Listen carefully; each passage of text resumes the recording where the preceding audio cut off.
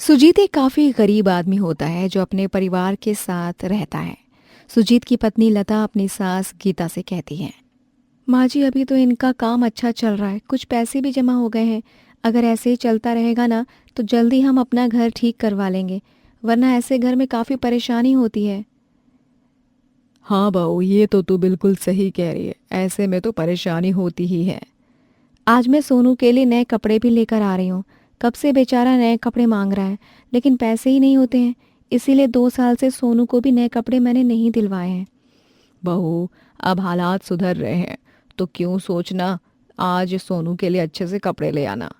घर के हालात सुधर रहे थे, जिसे लेकर अब सुजीत का परिवार काफ़ी खुश था।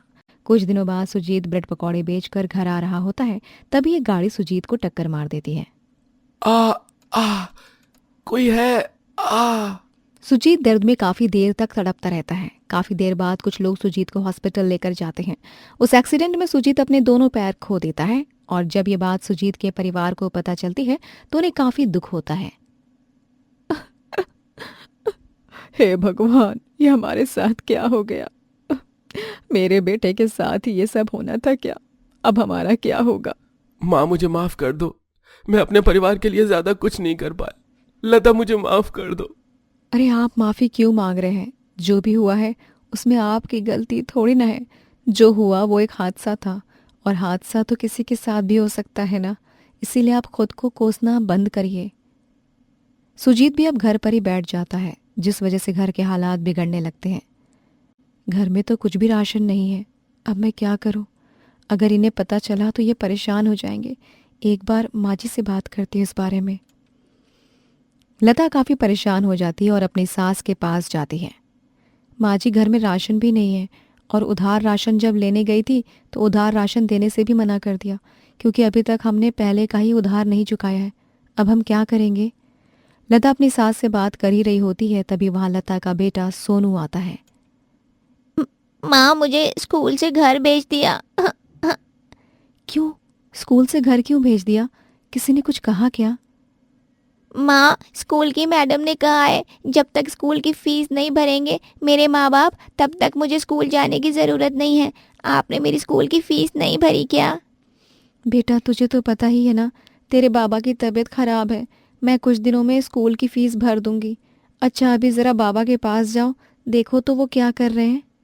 सोनू जैसे ही वहाँ जाता है तभी गीता कहती है, बहू, ऐसे तो हम नहीं रह सकते। सोनू का भी भविष्य है और घर के बारे में भी देखना है। सुजीत की दवाई, घर का राशन, ये सब भी देखना है। माँ जी, हम अब सुजीत जी के बदले ब्रेड पकौड़े बेचते हैं। वो काम नहीं कर सकते तो क्या हुआ, हम तो काम कर ही सकते हैं ना, कमाई तो होगी। बहू, तू बात तो बिल्कुल सही कह रही है, लेकिन लोगों को सुजीत के हाथों के ही ब्रेड पकौड़े पसंद हैं। उन्हें हमारे हाथ का स्वाद कुछ अच्छा नहीं लगेगा। हमें कुछ और सोचना चाहिए।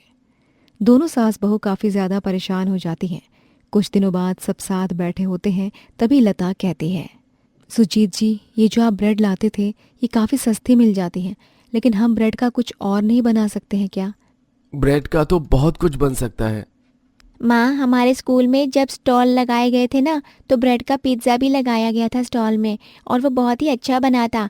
आप क्या घर में ब्रेड पिज़्ज़ा बना रही हो? नहीं बेटा, हम ब्रेड पिज़्ज़ा नहीं बना रहे हैं, बल्कि ब्रेड पिज़्ज़ा का ढाबा खोल रहे हैं। मैं कुछ समझा नहीं। अब हम ब्रेड पिज़्ज़ा बेचा करेंगे। ब्रेड पिज़्ज़ा के बारे में काफ़ी पहले मैंने भी सुना था। घर के हालातों को जानते हुए अब लता और गीता दोनों मिलकर एक छोटा सा ढाबा खोलते हैं, जहां दोनों ब्रेड पिज़्ज़ा बेचना शुरू कर देते हैं। अरे वाह, हमारे गांव में ब्रेड पिज़्ज़ा। मुझे तो ब्रेड पिज़्ज़ा बहुत पसंद है, लेकिन हमारे गांव में कभी खाने को ही नहीं था। अरे, तो अब क्या सोच रही हैं। अब तो हमारे गांव में भी ब्रेड पिज़्ज़ा का ढाबा खुल चुका है। तो हम यहाँ क्यों खड़े हैं, चल ना ढाबे पर चलते हैं ब्रेड पिज़्ज़ा खाने। दोनों सहेलियां ढाबे पर जाती हैं। अरे, ज़रा हमें भी ब्रेड पिज़्ज़ा खाने को दे दो, और एक पैक भी कर देना, मैं तो घर भी लेकर जाऊंगी, घर पे भी तो सबको खिलाऊं। ऐसे ही कुछ दिनों में वहाँ सबको ब्रेड पिज़्ज़ा काफ़ी पसंद आने लगता है। गरीब ब्रेड पिज़्ज़ा ढाबा अच्छा चलने लगता है, और ये देखकर आसपास के लोग जलने लग जाते हैं। मैं इतने समय से यहाँ पर चाट बेच रहा हूँ, लेकिन आज तक मेरे ठेले पर कभी इतनी भीड़ नहीं हुई जितनी भीड़ यहाँ हुई है। इस ब्रेड पिज्जा की वजह से कोई मेरे ठेले पर नहीं आता था, तो अब से मैं भी ब्रेड पिज्जा ही बेचा करूंगा। तुम बिल्कुल सही कह रही हो। अरे वो उमाकांत है ना, वो भी ब्रेड पिज्जा बेचने लग गया। अब उसके दिन के 3,000 4,000 तो बन ही जाते हैं। हम सब यहाँ अच्छे से अपना काम कर रहे थे, लेकिन दोनों सास बहू के आने के बाद से तो हमारा काम ही ठप पड़ गया। और वो कहते हैं ना, दूसरों का भला हम तब ही कर सकते हैं जब हम खुद का भला करें। मैं भी अब ब्रेड पिज्जा बेचना ही शुरू कर रहा हूँ। धीरे धीरे करके उसकी सड़क पर काफी लोग ब्रेड पिज्जा बेचने लग जाते हैं, जिस वजह से सास बहू का काम धीमा पड़ जाता है। बहू, अचानक से हमारा काम धीमा पड़ गया है, अब हम क्या करें? माँ जी, पहले भी तो परेशानी आई थी ना, लेकिन उन परेशानियों से ही तो लड़कर आज हम यहाँ खड़े हैं। भगवान देख रहे हैं, वो आज बुरा करके कल को हमारे लिए कुछ बहुत अच्छा करेंगे। बहू, कल का तो मुझे नहीं पता, लेकिन तू जितनी हिम्मत से काम ले रही है ना, ये देख कर तो मुझे भी हिम्मत मिलती है। मुझे भी यही लग रहा है कि सब ठीक हो जाएगा।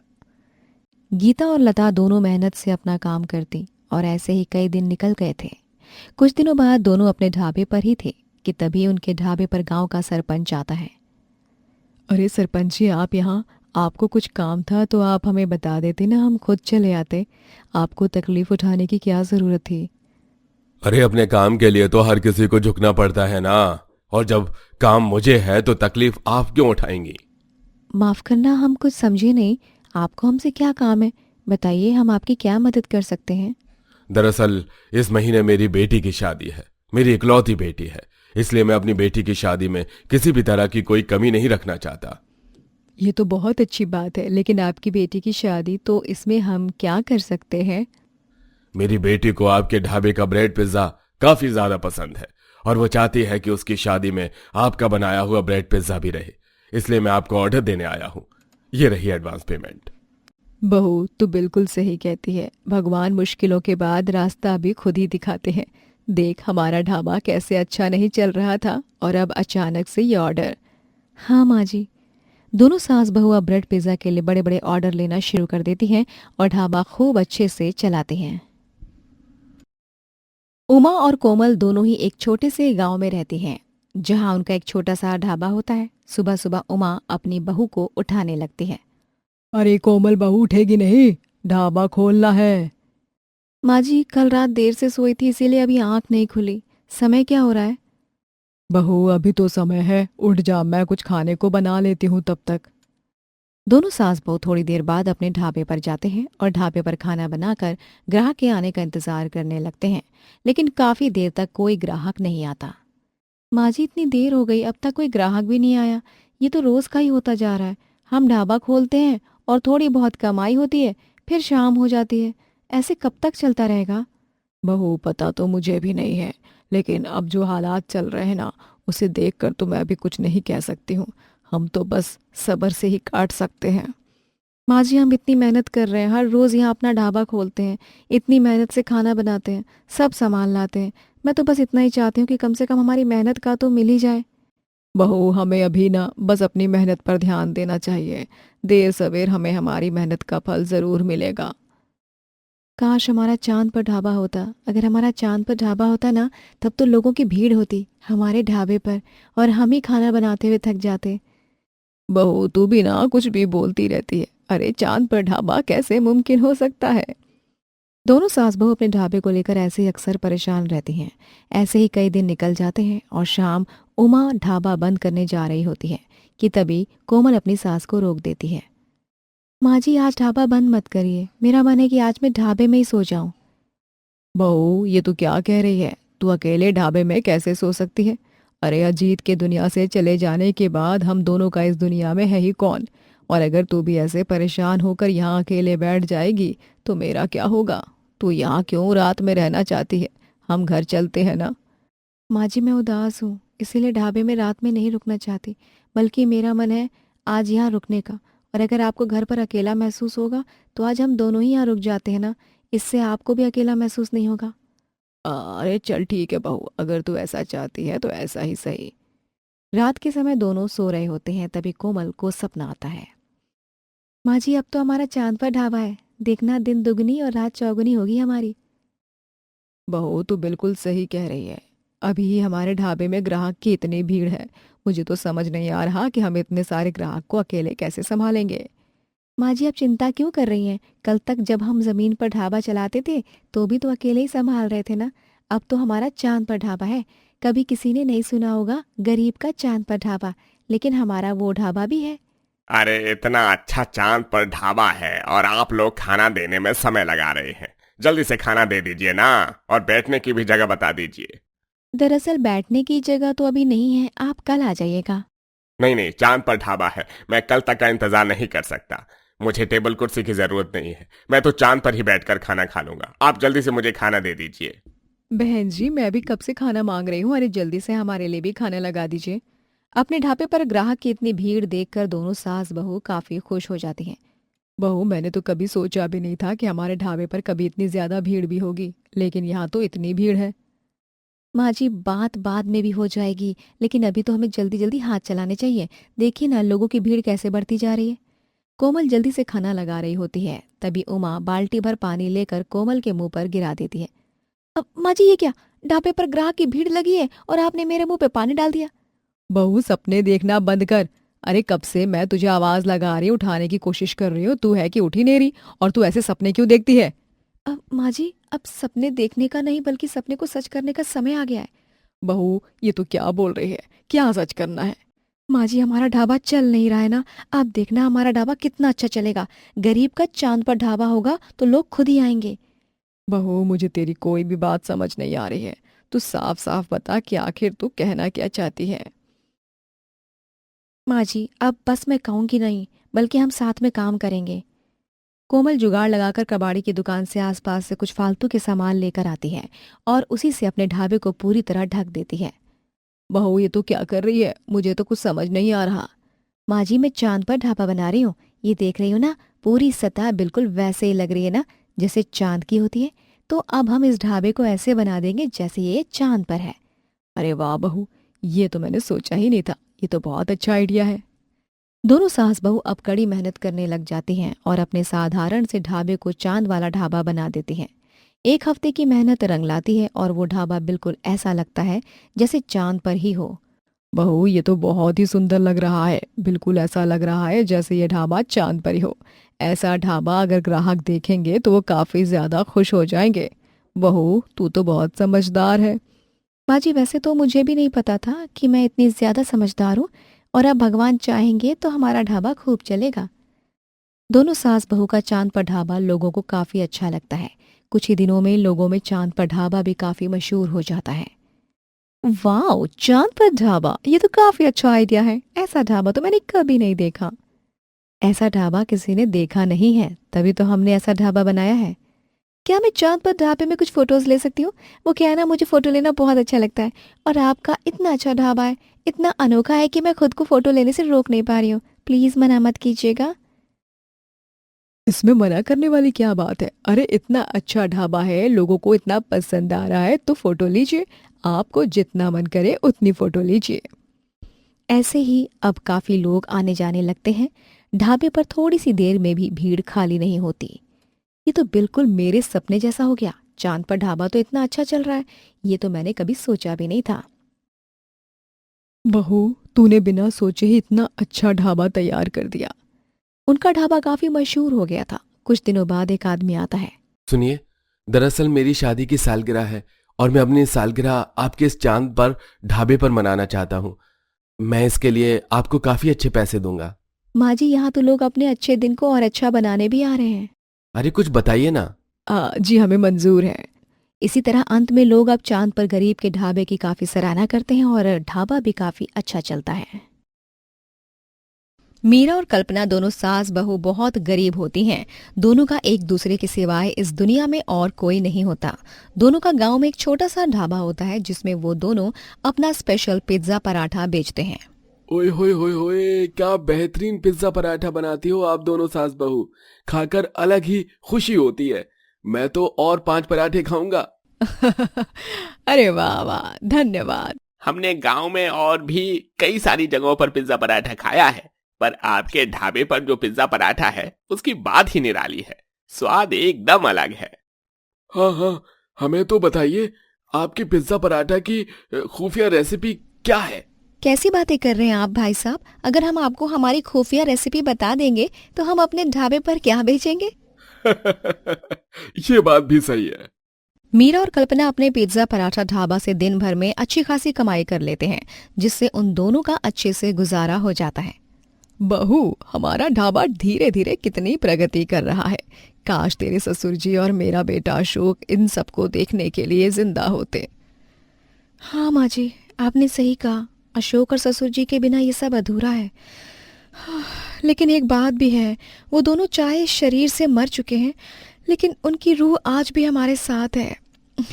वो दोनों हमें तरक्की करते देख बहुत खुश हो रहे होंगे। हाँ बहू, सो तो है। इसीलिए निराश होने की जगह खुश होकर अपनी तरक्की का जश्न मनाते रहना चाहिए। साथ ही अशोक और ससुर जी के लिए हमें बिना हार माने बस मेहनत करते रहना चाहिए, है ना? तूने एकदम सही कहा है बहू, कितनी समझदार हो गई है तू। सब आपके कारण है माँ जी। मीरा और कल्पना दोनों अपने ढाबे पर आए हर बेसहारा की मदद करती, कभी कुछ पैसे देकर तो कभी मुफ्त में पिज्जा पराठा खिलाकर। ऐसे ही एक दिन उनके ढाबे पर एक औरत आती है जो एकदम बेसहारा होती है। जी मेरी मदद कीजिए, मुझे आपके ढाबे पर काम पर रख लीजिए। मुझे पैसों की बहुत ज़्यादा ज़रूरत है। क्या? लेकिन हमारे ढाबे पर हमें किसी की भी ज़रूरत नहीं है फिलहाल। ईश्वर की कृपा दृष्टि से हम दोनों सास बहू मिलकर सारा काम संभाल लेते हैं। हाँ, अगर तुम्हें कुछ खाना हो या कुछ रुपए चाहिए तो हम दे देते हैं। उस प्रकार की मदद हम कर सकते हैं बहन। नहीं दीदी, मुझे काम चाहिए। मैंने पूरे गांव में हर जगह काम ढूंढा, लेकिन किसी ने मुझे काम नहीं दिया। देखिए, मुझे ज़्यादा तनख्वाह ना दे तो भी चलेगा, बस काम दे दीजिए। मैं काम करके अपने बलबूते पर जीना चाहती हूँ। मुझे तो ना मेरे मायके वालों ने सहारा दिया, ना ससुराल वालों ने। हर तरफ से मैंने बस ठोकर ही खाई है। आप दोनों बहुत भली हो, ये मैं जानती हूँ। अपने ढाबे पर आए हर ज़रूरतमंद की मदद करती हैं आप, इसीलिए कृपा करके मुझे एक अवसर दीजिए। लेकिन देखिए, आज नहीं तो कल आप दोनों को किसी नौकर की तो ज़रूरत पड़ेगी ना, इसीलिए अब से ही रख लीजिए ना मुझे काम पर। अच्छा ठीक है, हम तुम्हें काम दे देते हैं। पर बहू, हमारे पास तो अभी फ़िलहाल ऐसी कोई ज़रूरत नहीं है। जी माँ जी, जानती हूँ, पर जिस तरह से हमारा ढाबा दिन ब दिन प्रगति करने जा रहा है, ग्राहकों का आना जाना लगा हुआ है, इसीलिए हम दोनों भी कभी कभार सारा काम ठीक से संभालने में असफल हो जाती हैं। तो चलिए इन्हें रख लेते हैं। हम दोनों ढाबे के अंदर पिज्ज़ा पराठा बनाया करेंगे और ये सबको परोसा करेंगी, और साथ ही बचे खुचे बर्तन भी साफ कर दिया करेंगी। हाँ ठीक है बहू, अगर तुझे उचित लगता है तो मुझे कोई दिक्कत नहीं है। जी माँ जी। अच्छा, तुम कल से काम पर आ सकती हो? हाँ ठीक है दीदी, आप दोनों का बहुत बहुत धन्यवाद। भगवान जी आप दोनों को खूब खूब तरक्की दे। धन्यवाद। अच्छा सुनो, तुम्हें अपना नाम तो बताना चाहिए ना, क्या नाम है तुम्हारा? मेरा नाम दामिनी है दीदी। ठीक है दामिनी, मिलते हैं कल। जी ज़रूर। दामिनी अब अगले दिन काम पर आ जाती है। वो ढाबे पर आए लोगों को पिज्ज़ा पराठा परोसती है और साथ ही बचे हुए बर्तन को साफ करती है। दीदी, मैंने सारा काम कर दिया है, अब क्या करूं? दोपहर के समय है, ग्राहकों का आना जाना भी थोड़ा कम हो चुका है। एक काम करो, ढाबे के बाहर की जगह पर थोड़ा झाड़ू लगा दो, थोड़ा बहुत कचरा है वो भी निकाल दो। ठीक है दीदी।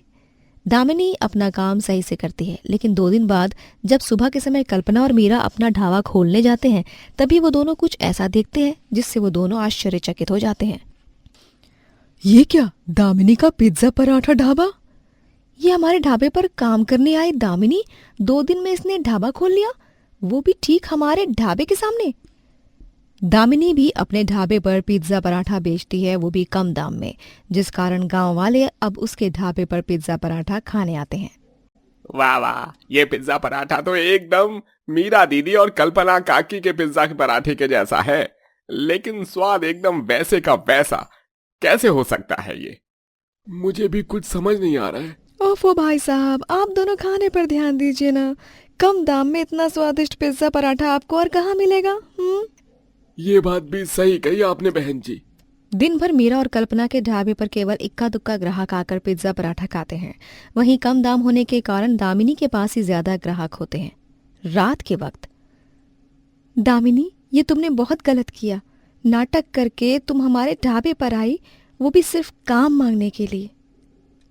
और तुमने काम सीखने के बहाने हमारे यहाँ के सारे तरीके सीख लिए, पिज्ज़ा पराठा की खुफिया रेसिपी देख ली और अब वही पराठा तुम कम दाम में बेच रही हो। देखना, हाँ तू देखना, तेरे कुकर्मों की सज़ा तुझे ज़रूर मिलेगी। अरे जाओ जाओ, अब तुम दोनों का ढाबा तो खत्म और अब हर तरफ मेरे ढाबे की चर्चा होगी। दामिनी के ढाबे के कारण अब 2-3 दिन बाद तो कल्पना और मीरा के ढाबे पर ग्राहक एकदम ना के बराबर आते हैं और उन दोनों को अपना ढाबा बंद करना पड़ता है। अपना गुजर बसर करने के लिए अब उन्हें गांव में लोगों के घरों में जाकर खाना बनाना पड़ता है। ऐसे वो 3 घरों में जाते हैं और थोड़े बहुत पैसे कमा लेते हैं। उन्हें अपने साथ हुए धोखे का बहुत दुख होता है। बहू, हमेशा अच्छे लोगों के साथ ही गलत क्यों होता है? हमने हमेशा इतनी मेहनत और ईमानदारी से काम किया और उस आदमी को भी काम दिया, लेकिन उसने ही हमारे साथ धोखा किया। वो सब मैं नहीं जानती माँ, लेकिन मैं इतना ज़रूर जानती हूँ कि भगवान के घर में देर है अंधेर नहीं, वो हमें न्याय ज़रूर दिलाकर रहेंगे। अब दामिनी के ढाबे की तरक्की होती है, लेकिन कुछ दिनों बाद वो पिज्ज़ा पराठा बनाने की आधी सामग्री में मिलावट करती है। आधे दाम में बेच रही हूँ पिज्ज़ा पराठा। अरे भाई, मुझे भी तो थोड़ा बहुत मुनाफा चाहिए, इसीलिए अब मैं ये मिलावट वाली सस्ती सामग्री इस्तेमाल करके ही पिज्ज़ा पराठा बनाऊंगी। लोगों की जान खतरे में जाती है तो जाए, मुझे उससे कोई फर्क नहीं पड़ता। हाँ। लेकिन ऐसा कुछ हो इससे पहले ही उस गांव का एक आदमी दामिनी को मिलावट करते देख लेता है और फौरन बाकी लोगों को वहां एकत्रित करता है। उससे सभी बहुत सुनाते हैं। छी दामिनी, अरे लानत है तुझ पर। पहले तूने हमारे साथ धोखा किया और अपना ये ढाबा खोला और अब तुम अपने फायदे के लिए लोगों की जान के साथ खिलवाड़ कर रही हो, बेशरम कहीं की। हमें माफ कर दीजिए कल्पना काकी, मीरा दीदी, हमने कम दाम देखकर इस दामिनी के ढाबे का पिज्जा पराठा खाना सही समझा, लेकिन हम गलत थे। अब ये इस गांव में पिज्जा पराठा नहीं बेचेगी। नहीं नहीं, ऐसा मत कीजिए, मुझे माफ कर दीजिए। मैं कोई मिलावट नहीं करूंगी, मैं पूरी ईमानदारी से पिज्जा पराठा बेचूंगी। अरे चुप हो जा, बहुत हो गया तेरा। अब तुम्हारे पापों का घड़ा भर चुका है, दफा हो जाए इस गांव से। गांव वाले दामिनी को गांव से निकाल देते हैं, जिसके बाद कल्पना और मीरा दोनों सास बहू फिर से अपना ढाबा खोलते हैं और फिर उनकी खूब तरक्की होती है। इसीलिए हमें कभी भी खुद के फायदे के लिए दूसरों के साथ गलत नहीं करना चाहिए, क्योंकि लालच के बदले बर्बादी के सिवा और कुछ नहीं मिलता। इसीलिए ईमानदारी और मेहनत से ही कमाना चाहिए और खुश रहना चाहिए। रीमा और अनिता दोनों सास बहू वैष्णो माता की काफी बड़ी भक्त होती हैं और एक छोटे से गांव में वैष्णो नाम से एक ढाबा भी चलाती हैं। सुबह के समय रीमा पूजा कर रही होती है, तभी उसका पति कहता है, अरे रीमा सुनो। क्या सुनो? दिखाई नहीं दे रहा है क्या कि बहू पूजा कर रही है? किसी को ऐसे पूजा के बीच से उठाना अच्छा लगता है? माँ, मुझे काम पर भी जाना है, इसलिए बोल रहा हूँ। मेरा वॉलेट नहीं मिल रहा है। नहीं मिल रहा है तो जाकर खुद ढूंढना। हम भी तो ढाबा चलाते हैं, कभी आज तक तुझे परेशान किया है क्या कि हमारा ये सामान नहीं मिल रहा, वो सामान नहीं मिल रहा? लेकिन तू तो छोटी छोटी बातों के लिए यहाँ आ जाता है। अच्छा ठीक है माँ, मुझसे गलती हो गई। आपकी बहू पूजा कर रही थी इसलिए मैंने उसे टोक दिया, जो कि मुझे नहीं करना चाहिए था। मैं खुद ही अपना काम कर लूंगा, बस आप सुबह सुबह मुझे सुनाओ मत। सुनने वाला काम करेगा तो सुनना तो पड़ेगा ही ना। इसी तरह दोनों सास बहू की वैष्णो माता को लेकर भक्ति बहुत ही साफ दिल से थी। कुछ दिनों बाद दोनों अपने ढाबे पर ही बैठे होते हैं, तभी वहाँ एक ग्राहक आता है। अरे काकी, खाने में क्या क्या है? खाने में तो सब कुछ है, पर शुद्ध शाकाहारी खाना है, लहसुन प्याज तक नहीं है। अरे वाह, इसका मतलब प्योर वेज खाना ही मिलता है। जैसा नाम वैसे दर्शन। बिल्कुल सही नाम रखा है आप दोनों ने अपने ढाबे का। और नहीं तो क्या, हम सब पर वैष्णो माँ की इतनी कृपा है, तभी तो सब कुछ इतना अच्छा चल रहा है। अच्छा भाई साहब, आप बता दीजिए कि आपको क्या खाना है। एक दाल मखनी कर दो और पनीर की सब्जी कर देना। वैसे अगर मुझे सलाद में प्याज चाहिए होगी तो मिल जाएगी। माफ करना भाई साहब, हम यहाँ पर माता रानी को भी खाना खिलाते हैं। हम उन्हें रूष्ट करके अपने किसी भी ग्राहक को खुश नहीं कर सकते। आपने जो भी मांगा है हम वो सब देंगे, लेकिन प्याज या प्याज से जुड़ा हमारे ढाबे में तो कुछ भी नहीं मिल पाएगा। हम माफी चाहते हैं। अरे इसमें माफी वाली क्या बात है? ये तो बहुत ही अच्छी बात है कि आप अपने किसी भी ग्राहक के लिए ढाबे के नियम को नहीं बदल रही है। मुझे अच्छा लगा आप लोगों से मिलकर। इसी तरह दोनों सास बहू के ढाबे पर काफ़ी लोग आते हैं और वो ऐसे ही खूब तरक्की कर रहे थे। कुछ दिनों बाद सास बहू अपने घर के लिए नई अलमारी लेते हैं जो पड़ोसन जानकी देखती है। अरे इतनी जल्दी नई अलमारी? अभी पिछले महीने से तो घर की पुताई का काम करवाया था ना। लगता है मोहित बेटा का काम कुछ ज्यादा ही अच्छा चल रहा है। नहीं काकी, ये उनके काम से नहीं बल्कि सास बहू के वैष्णो ढाबे की बदौलत है। माता रानी का हमारे सर पर हाथ है, तभी तो हमारा इतना अच्छा काम चल रहा है कि हमें कुछ भी सामान लेने से पहले ज़्यादा सोचना नहीं पड़ता है। अच्छा, ढाबा वाकई में इतना अच्छा चलता है या बस तुम दोनों दिखावा कर रही हो? अरे जानकी, दिखावा है? दिखावा करके हमें क्या ही मिल जाएगा। हम तो बस माता रानी के नाम पर अपने ढाबे को चला रहे हैं और माता रानी भी बस हमें निराश नहीं कर रही। हाँ, ये भी ठीक है। अच्छा, मैं चलती हूँ, घर में बहुत काम है। जानकी इतना बोलकर वहाँ से चली जाती है। सब कुछ बहुत अच्छा चल रहा था। कुछ दिनों बाद रीमा ग्राहक को खाना परोसती है, जिसे खाकर ग्राहक काफी गुस्सा करने लगता है। अरे ये कोई खाना है, हैं? अरे पैसों में खाना खिला रहे हो, कोई मुफ्त में नहीं जो कुछ भी खाने को दे रहे हो। अरे क्या हुआ भाई साहब, आप इतना गुस्सा क्यों कर रहे हैं? हमसे कोई गलती हो गई है क्या? अरे इतना फीका खाना और ये कोई दाल है? इसमें तो बस पानी ही पानी भरा है। समझ नहीं आ रहा कि ये खाने के लिए बनी है या हाथ धोने के लिए। अरे बहू, ये क्या हो रहा है? एक ही हफ्ते में तीसरी बार हमारे ढाबे की कोई शिकायत कर रहा है। तुम लोग ऐसे ही लालची होते हो। माता वैष्णो के नाम का ढाबा खोल लिया, लेकिन काम इतने छोटे। अरे माता के नाम से काम कर रहे हो, कम से कम काम में ईमानदारी तो दिखा ही सकते हो, हैं? इतना बेकार खाना, मैं इसकी एक फूटी कौड़ी नहीं देने वाला। ऐसे ही गुजरते दिन के साथ अब हर कोई उनके ढाबे की बुराई करने लगता है। अरे दाल रोटी मिलेगी क्या? हाँ, बिल्कुल मिलेगी। ठीक है, 4 रोटी और दाल पैक कर देना, लेकिन मैं बस 20 रुपए ही दूंगी। क्या बस 20 रुपए? लेकिन दाल रोटी तो 50 की है, आप इतने कम पैसे क्यों दे रही हैं? अरे पानी वाली दाल के कोई 50 रुपए देगा क्या? और रोटी भी कुछ खास नहीं होती है। ऐसे खाने के तो 20 भी बहुत ज्यादा दे रही हूँ मैं। ठीक है बहन जी, आपको जितने ठीक लगे आप उतने ही दे दीजिएगा। साथ में मटर पनीर की सब्जी भी दे देना। वैसे भी नाम की ही मटर पनीर की सब्जी होगी। कंजूस सास बहू का ढाबा है, अब ज्यादा दिन तो चल पाएगा नहीं। हम कोई कंजूसी नहीं करते हैं। हम पहले जैसे खाना बनाते थे अब भी वैसे ही बनाते हैं। हाँ, लोग तो पागल है ना, जो बिना किसी बात के इतनी बुराई कर रहे हैं। अरे तुम दोनों सास बहू कंजूसी करना छोड़ दो। लोगों के इतने ताने सुनकर दोनों सास बहू को बहुत बुरा लगता है। माँ जी, हमने ऐसा क्या किया कि लोग हमारे ढाबे के खाने की इतनी बुराई कर रहे हैं? अब तो एक एक हफ्ता हो जाता है, मुश्किल से 1-2 ग्राहक ही आते हैं। बहू, ये तो मुझे भी समझ नहीं आ रहा है कि हमसे कहाँ गलती हो गई है। अब तो वैष्णो माँ ही हमारे ढाबे का कुछ कर सकती हैं। हमें अब उन पर ही विश्वास रखना चाहिए। इतनी शर्मिंदगी झेलने के बाद भी दोनों सास बहू अब भी ढाबा खोल रही थी। ऐसे ही कई दिन निकल जाते हैं। कुछ दिनों सास बहुएं अपने ढाबे में बैठी होती हैं। बहू, जा जरा सब्जी काट ले, आज चूल्हा तक नहीं जला है ढाबे में। माता रानी को तो भोग लगा ही देते हैं ना। ठीक है माँ जी। रीमा खाना बनाने के लिए रसोई में जाती है, जहाँ पहले से जानकी खड़ी थी और मसालों को बदल रही होती है। हाँ, ये जानकी काकी हमारे ढाबे की रसोई में? रीमा तुरंत अपनी सास को लेकर आती है और वो दोनों चुपके से रसोई के बाहर खड़े होकर जानकी को देख रहे थे।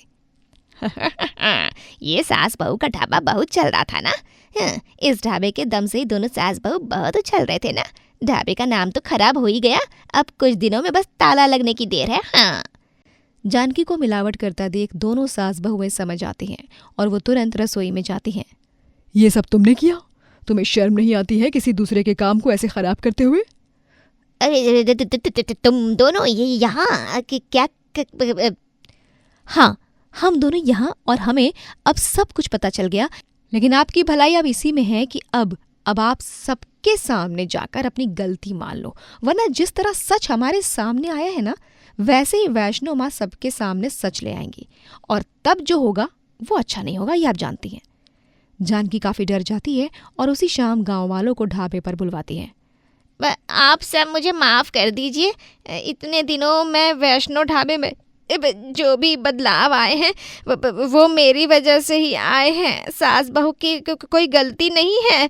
मैंने ही जलन में आकर सब किया था। क्या इसका मतलब ये सब तुम्हारा किया धरा है? हाँ, ये सब मैंने किया है। जानकी की सच्चाई बताने के बाद अब दोबारा से लोगों का भरोसा सास बहू पर वापस बन जाता है और अब वो वापस से तरक्की करने लगते हैं। मानसी और नीतू दोनों ही अपने परिवार के साथ रहते हैं। दोनों के हाथ में चिकन का बहुत अच्छा स्वाद होता है जो कि घर में सबको पसंद आता है। ऐसे ही एक दिन दोनों बहुएं रसोई में होती हैं, तभी वहां उनकी सास शारदा आती है। हाँ भाई, तो आज खाने में क्या बना रही हो तुम दोनों? माँ जी, आज तो हम आलू पालक बना रही हैं। क्यों, आप ऐसे क्यों पूछ रही हैं? आपको कुछ और खाने का मन था क्या? हाँ, वो तुम्हारे ससुर जी कह रहे थे कि आज उनका चिकन खाने का मन है, तो आज तुम दोनों ना चिकन ही बना दो सबके लिए। नीतू और मानसी दोनों ही सबके लिए खाने में चिकन बनाती हैं और सबको खाने के लिए परोसते हैं। वाह बहू वाह, जब भी तुम दोनों चिकन बनाती हो ना पेट भर जाता है, लेकिन मन कभी नहीं भरता है। बहुत ही स्वाद बनाया है। अरे नीतू भाभी, आप दोनों बहुएं मिलकर अपना चिकन ढाबा खोल ही लो। अरे क्या देवर जी, आप भी ना। अरे ढाबा और हम खोलें? घर पर आप सबके लिए चिकन बनाते हैं, यही बहुत है। ढाबा खोलना हमारे बस की बात नहीं है। आप लोग कहीं हमें बस चढ़ा तो नहीं रहे ना? अरे नहीं बहुओं, तुम दोनों ये कैसी बातें कर रही हो? अरे तुम दोनों कुछ अच्छा कर रही हो, तभी तो हम तुम दोनों को इतना बोल रहे हैं ना। अपने परिवार का इतना उत्साह देखकर दोनों बहुएं सोच में पड़ जाती हैं। मानसी, मुझे ऐसा लगता है कि सब सही कह रहे हैं। हम अगर सच में इतना अच्छा चिकन बनाते हैं तो हमें अब अपना ढाबा खोल लेना चाहिए। मुझे भी यही लगता है। ज़्यादा से ज़्यादा क्या ही होगा, लोगों को पसंद आएगा या फिर लोगों को नहीं पसंद आएगा, लेकिन हमें कम से कम एक बार तो कोशिश करनी चाहिए ना। दोनों बहुएं आपस में बात करती हैं और फिर अपना एक चिकन ढाबा खोल लेती हैं। लो, ढाबे का शुभारंभ तो हो गया है। अब बस तुम दोनों ईमानदारी से अपने इस ढाबे को चलाना। माँ जी, आप चिंता मत कीजिए, हम ढाबे को बहुत ही ईमानदारी के साथ चलाएंगे। दोनों बहुएं अब ढाबे में काफी ईमानदारी से काम करती हैं। अरे चिकन बिरयानी है क्या? हाँ जी, बिल्कुल है। आप बैठिए, मैं अभी चिकन बिरयानी लाती हूँ। मानसी जल्दी से उस आदमी के लिए चिकन बिरयानी ला कर देती है। अरे वाह, इतने कम दाम में इतनी स्वादिष्ट और इतनी ज्यादा चिकन वाली बिरयानी, वाह भाई वाह। हाँ जी भाई साहब, आप हमारे ढाबे पर आए हैं। हमारे ढाबे पर चिकन से जुड़ा सब कुछ मिलेगा और वो भी बहुत अच्छा। ये तो बहुत अच्छी बात है। अच्छा, जरा एक चिकन रोल और चिकन कबाब भी पैक कर देना। दोनों बहुओं का ढाबा काफी अच्छा चल रहा था। ऐसे ही एक दिन स्वीटी नाम की लड़की आती है। अरे, आप दोनों बहुओं का चिकन ढाबा मिल ही गया है। मैंने बहुत नाम सुना है आपके ढाबे के बारे में। आप जरा मेरे लिए चिकन हांडी पैक कर देंगी? जी बिल्कुल, अभी कर देती हूँ। इतना अच्छा काम चलता देख दोनों बहुएं आपस में बात करती हैं। हमारा ढाबा तो गांव में काफ़ी धूम मचा रहा है। लोग अगर यहाँ से जा भी रहे होते हैं तो हमारे ढाबे से बिना कुछ खाए जाते नहीं हैं। अब यही मौका है हमारे पास अपने बारे में सोचने का। लोगों को तो हमारा चिकन ढाबा पसंद ही आ गया है, तो इसका मतलब लोग आने ही वाले हैं। तो अब हम अपनी जेब के बारे में ज़्यादा सोचते हैं। दोनों बहुओं के मन में लालच और घमंड पैदा हो जाता है और वो अब चिकन में मिलावट करने लगते हैं। अरे चिकन के नाम पर इसमें तो बस सोयाबीन ही है। यहाँ चिकन के पैसों में तुम लोग सोयाबीन खिला रहे हो हमें। ये हमारा ढाबा है और हमारे ढाबे पर यही खाने को मिलेगा। अगर खाना है तो खाओ, वरना बाहर जाने का रास्ता तो पता ही है। तुम लोग ये बिल्कुल ठीक नहीं कर रहे हो। अब दोबारा कभी इस ढाबे पर मैं पैर भी नहीं रखने वाली। हाँ, तो हमने भी कोई आपके पैर पकड़कर खींच नहीं रखे हैं और ना ही हम आपको खींच कर लाएंगे। आप जा सकती हैं। मिलावट और लोगों से बदतमीजी अब हर रोज बढ़ती जा रही थी, जो कि दोनों बहुओं के परिवार वाले भी देख रहे थे। ये तुम दोनों बहुएं क्या कर रही हो? अरे हर दूसरे तीसरे दिन मुझे कुछ न कुछ सुनने को मिल रहा है। तुम दोनों ग्राहक से बदतमीजी से बात करती हो। और ये मिलावट किस लिए? जब काम इतना अच्छा चल रहा है, ढाबे का इतना नाम है, तो मिलावट करके क्यों अपना नाम खराब करना? हम कुछ गलत नहीं कर रहे हैं। अरे कब तक बस ग्राहक का ही सोचते रहेंगे? देखिए, लोगों का तो काम ही बोलने का होता है। 4 दिन बोलेंगे और यही खाने आएंगे। आप लोग चिंता मत कीजिए, हम दोनों को पता है हम क्या कर रहे हैं। परिवार में इतना समझाने के बाद भी दोनों बहुएं किसी की बात तक नहीं सुनती हैं और अभी भी मिलावट करती रहती हैं। कई दिन निकल जाते हैं और अब उनके ढाबे पर कोई नहीं आ रहा था। हमने सच में बहुत गलत किया।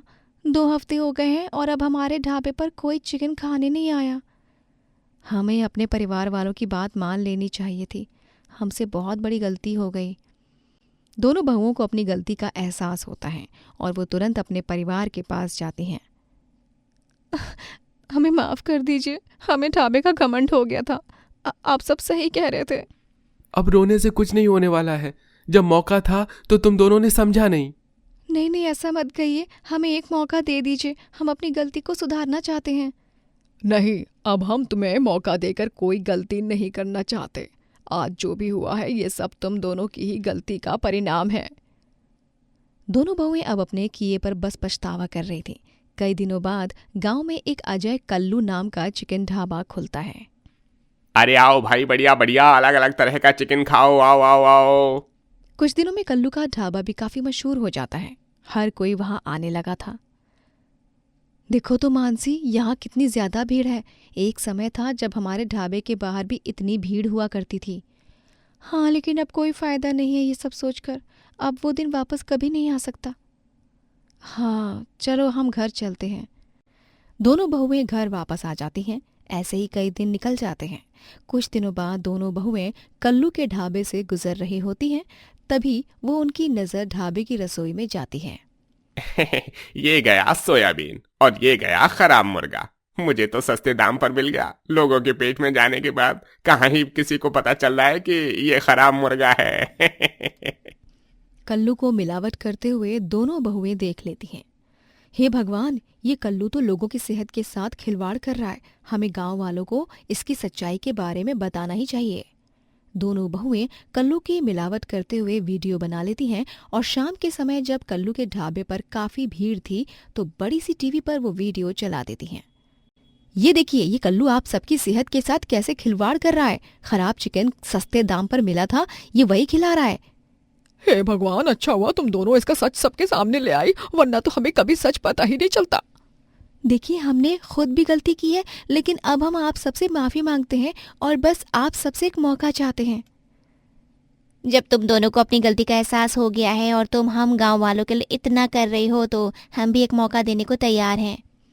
इसी के साथ अंत में गांव वाले दोनों बहुओं को एक मौका देते हैं, जिसका सदुपयोग करके दोनों बहुएं खुद तरक्की करती हैं और अपना ढाबा फिर खड़ा करती हैं। सुमन और गायत्री दोनों ही अपने घर में काफी ज्यादा उदास बैठी होती हैं। माँ जी, अब हमारा क्या होगा? इनकी दवाई भी खत्म हो रही है, घर में पैसे भी नहीं हैं, हमारे पास कोई नौकरी भी नहीं है, तो अब हमारा घर कैसे चलेगा? बहू, तू चिंता मत कर, सब ठीक हो जाएगा। मैं आसपास कहीं काम देख रही हूँ। जैसे ही काम मिल जाएगा, पैसों की दिक्कत परेशानी थोड़ी तो दूर होगी। माँ जी, कहीं कोई काम नहीं मिलेगा। मैंने भी इतनी जगह काम के लिए पता किया है, लेकिन काम मिल ही नहीं रहा है। ऐसे में तो कुछ करना ही पड़ेगा ना हमें। ऐसे क्यों बोल रही है?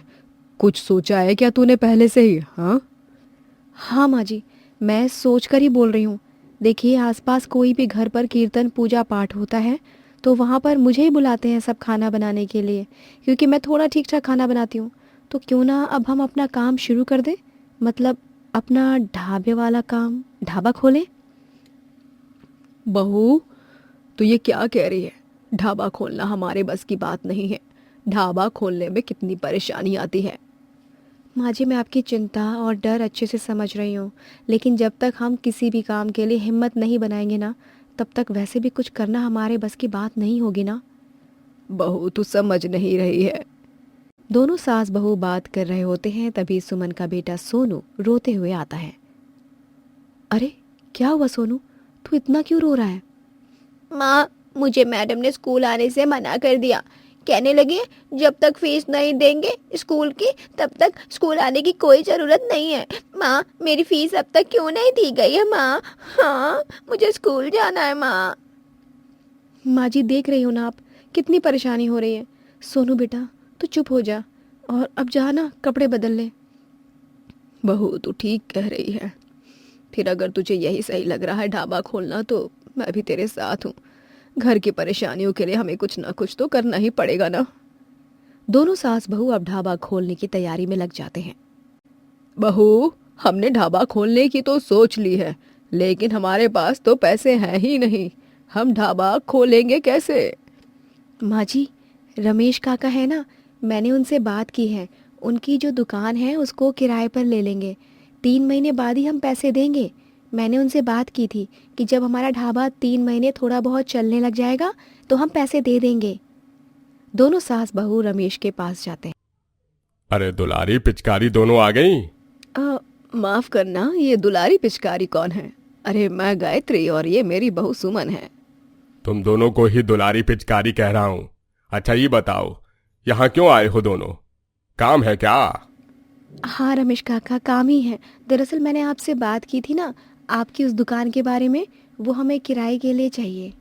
दुकान क्या, घर ले लो, सड़क ले लो, पूरा देश ले लो, हमें क्या, लेकिन किराया दे देना 3 महीने में। जी काका, हम दे देंगे, आप चिंता मत कीजिए। दोनों सास बहू दुकान को ढाबे में बदलते हैं। बहू, मैंने अपने ढाबे के बाहर के बोर्ड तो लगा दिया है। अब लोग आते जाते लोग यहाँ पर देखेंगे और यहाँ खाने के लिए भी आते रहेंगे। माँ जी, ये तो बिल्कुल सही किया। यहाँ आसपास भी काफी लोगों के ढाबे हैं जो कि काफी समय से हैं यहाँ पर। अब मुझे तो घबराहट हो रही है कि इतने लोग जो अपना नाम कमा चुके हैं, उनके बीच में हमारा ढाबा टिक पाएगा या नहीं। माँ जी, भगवान पर भरोसा रखो, सब ठीक हो जाएगा। दोनों सास बहू अपने ढाबे पर ग्राहक के आने का इंतजार करते रहते हैं, लेकिन कोई भी ग्राहक नहीं आता। माँ जी, कहीं हमने गलती तो नहीं की ना ढाबा खोलकर? इतनी देर हो गई है, हम कब से बैठे हैं, यहाँ तो कोई आ ही नहीं रहा है। अगर ऐसे ही चला तो हमारा नुकसान हो जाएगा। बहू, तूने ही तो हिम्मत दी है और तू ही ऐसे हिम्मत हार जाएगी तो कैसे चलेगा? अरे थोड़ा समय लगता है, धीरे धीरे सब ठीक हो जाएगा। दोनों सास बहू नए ढाबे पर खड़ी रहती हैं। काफी समय हो जाता है, लेकिन 3-4 दिनों तक उनके ढाबे पर कोई नहीं आता, बिल्कुल सूना रहता है। बहू, अब तो मुझे भी चिंता हो रही है। अरे अगर ऐसे ही चलता रहेगा तो क्या होगा? ऐसे तो हमारा कितना ज़्यादा नुकसान हो जाएगा। हमने कितनी सारी सब्जियां खरीदी हैं, ऊपर से हमें ढाबे का किराया भी देना पड़ेगा। अरे हम ये सब कैसे करेंगे? माँ जी, मैंने तो सोचा था कि हम काम करेंगे, अपना ढाबा खोलेंगे तो हमारा फ़ायदा भी होगा, लेकिन यहाँ तो दूर दूर तक मुझे कहीं से कोई भी फ़ायदा नज़र नहीं आ रहा। मुझे माफ़ कीजिए माँ जी, मैंने ऐसा नहीं सोचा था। बहू, देखा, हमने भगवान का नाम लेकर ढाबा तो शुरू कर दिया, अब देखते हैं कुछ होगा कि नहीं। माँ जी, हमारा ढाबा बहुत ही सिंपल सादा सा लगता है, हम इसमें कुछ अनोखा ट्राई करें क्या? बहू, तू ये क्या कह रही है? अब हम ढाबे में अनोखा क्या कर सकते हैं? माँ जी, हम ढाबे को अनोखा करने के लिए ना फूल पत्तों से ढाबे की रंगत को बदल देते हैं। इसको सुंदर बना सकते हैं ताकि लोग इसकी सजावट देख कर आएँ और यहाँ पर उनके रुकने का मन करे। अगर यहाँ पर किसी भी ग्राहक का रुकने का मन करेगा ना तो वो खुद ही बहाने ढूंढ कर आएगा। अरे बहू, ये तो तूने बिल्कुल पते की बात कही है। दोनों सास बहू अब अपने ढाबे को अनोखे बनाने की तैयारी में जुट जाते हैं। फूल पत्ते, घर के वेस्ट मटेरियल से ढाबे को अनोखा और बहुत ही सुंदर बनाते हैं। ये तो हमारी छोटी सी दुकान थी जिसकी काया पलट ही हो गई है। देखो इतनी सुंदर दुकान बना दी है तुमने। अगर हम इसका पैसा बढ़ा देंगे तो तुम्हें देना पड़ेगा। काका, आप ये क्या कह रहे हैं? वैसे भी हमारा काम चल नहीं रहा है, हम कैसे इतने पैसे देंगे? अरे हम तो मजाक कर रहे हैं, इतने सुंदर दुकान बना दी है, अगर हम यहाँ रोज आ जाएं तो कोनो दिक्कत तो नहीं होगी। नहीं नहीं, हमें कोई दिक्कत नहीं होगी, आप यहाँ आ सकते हैं रोज। सास बहू के अनोखे ढाबे को देखकर लोग आकर्षित होते हैं और ढाबे पर आना शुरू कर देते हैं। बहू, तेरा ये अनोखा आइडिया तो काम कर गया। देख, कल तक यहाँ कोई आता नहीं था और अब हमारे ढाबे पर कितनी भीड़ है। हाँ माँ जी, भगवान का लाख लाख शुक्र है कि हमारी नाव डूबने से उन्होंने बचा ली। सास बहू काफ़ी मेहनत करते हैं, लेकिन आसपास के ढाबे वाले काफ़ी चिढ़ने लगते थे। इन दोनों सास बहू के अनोखे ढाबे की वजह से तो हमारे ढाबे की कमाई ही रुक गई है। इनको सबक जरूर सिखाऊंगा। मनोज को काफ़ी गुस्सा आता है और वो वहाँ के खाने। अरे भाई, मैं झूठ थोड़े ना बोलूंगा, खुद खाकर देख लीजिए नमक है कि नहीं। नहीं भाई साहब, अब आप खाना खा रहे हैं, आपको स्वाद का ज़्यादा पता होगा, लेकिन मैं बिल्कुल सच कह रही हूँ। मैंने खाना बनाने के बाद खाना चखा भी था तब तो नमक बिल्कुल बराबर था। अब पता नहीं कैसे आपको ज्यादा लग रहा है। मेरी झूठ बोलने की आदत नहीं है, आपको यही लगता है ना मैं झूठ बोल रहा हूँ। आप एक काम करिए, खुद खाना खाकर फिर बताइए। दोनों सास बहू खाना खाते हैं तो उन्हें भी नमक काफ़ी तेज़ लगता है। माफ़ करना, दरअसल गलती से नमक गिर गया होगा ज़्यादा। अच्छा, आपका मुंह का स्वाद ख़राब हो गया, इसीलिए हम आपको एक ऑफ़र देते हैं। आप हमारे ढाबे में कितनी भी फ़ोटो ले सकते हैं, कितनी भी देर तक रुक सकते हैं। पक्का ना कहीं बाद में आप बोलोगे तो नहीं कि मैं मुफ्त में रुका हूँ। अरे नहीं नहीं, ढाबा अपना ही समझिए, हम आपके लिए कुछ अच्छा भी खाने को लाते हैं। सूरज सास बहू के ऑफर से खुश हो जाता है और ढाबे में बड़े चाव से खाना भी खाता है और काफ़ी सारी फ़ोटोज़ लेता है। मजा आ गया ऐसे अनोखे ढाबे पर आकर, अब तो मैं यहाँ रोज ही आऊंगा। इसके बाद दोनों सास बहू अपने ढाबे को और अनोखा बनाने के लिए आए हुए ग्राहकों का फूलों से स्वागत करते हैं।